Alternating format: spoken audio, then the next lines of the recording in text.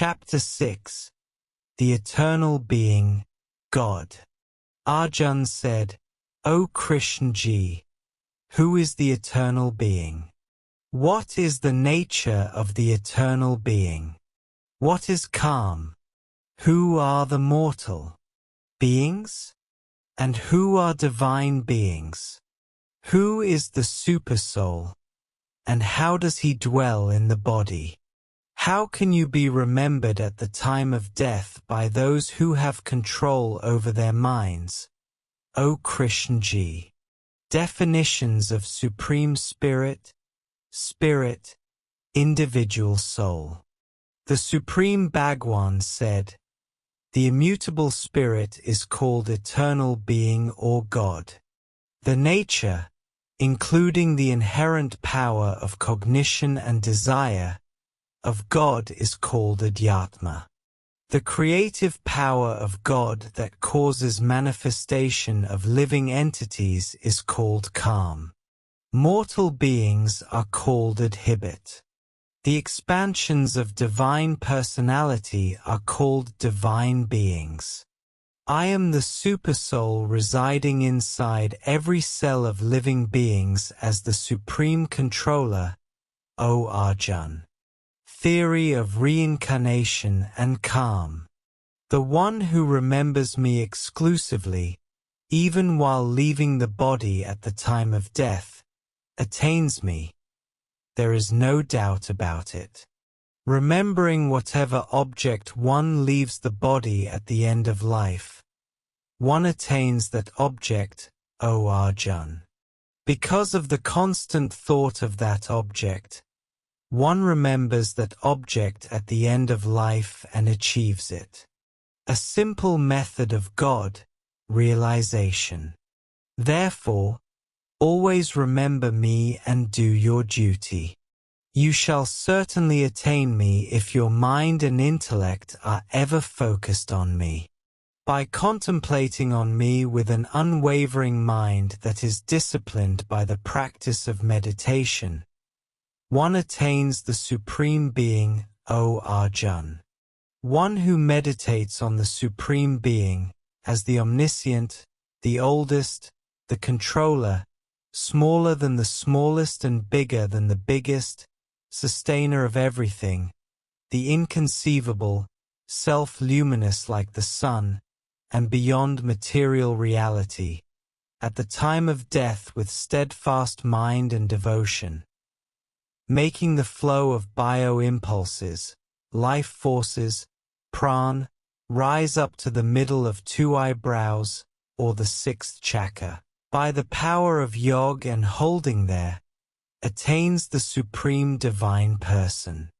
I shall briefly explain the process to attain the Supreme Abode that the knowers of the Ved call immutable, into which the ascetics, freed from attachment, enter, and desiring which, people lead a life of celibacy.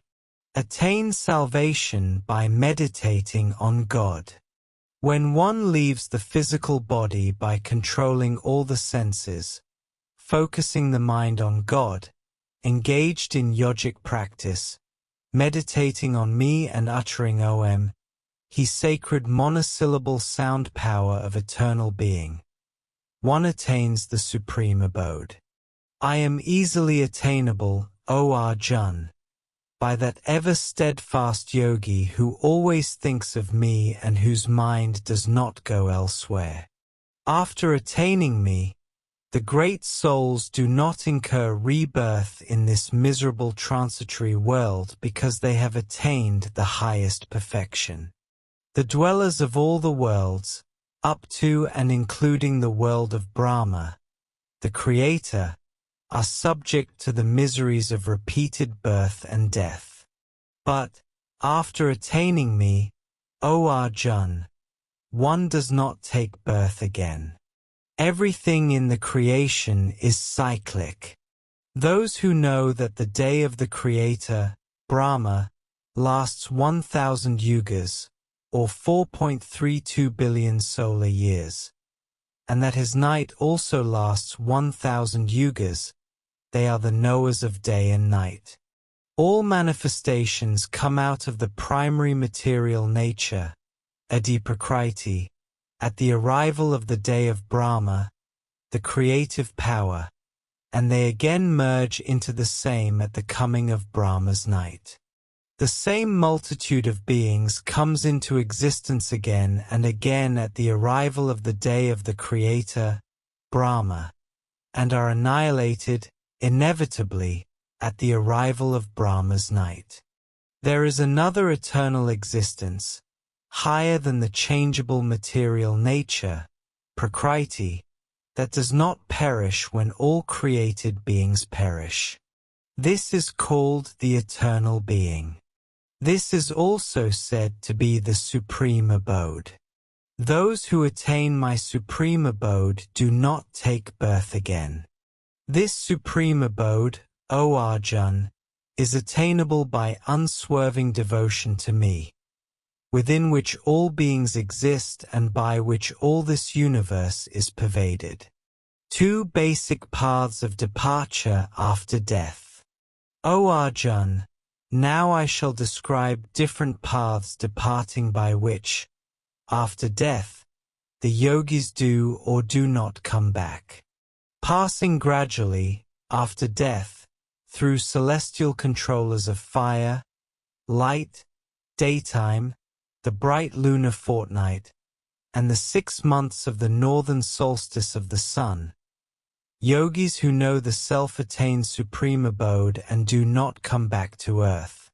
Passing gradually, after death, through celestial controllers of smoke, night, the dark lunar fortnight, and the 6 months of southern solstice of the sun, the righteous person attains heaven and comes back to earth again. The path of light of self-knowledge and the path of darkness of ignorance are thought to be the world's two eternal paths.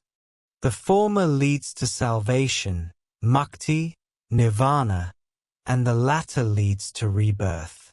Spiritual knowledge leads to salvation.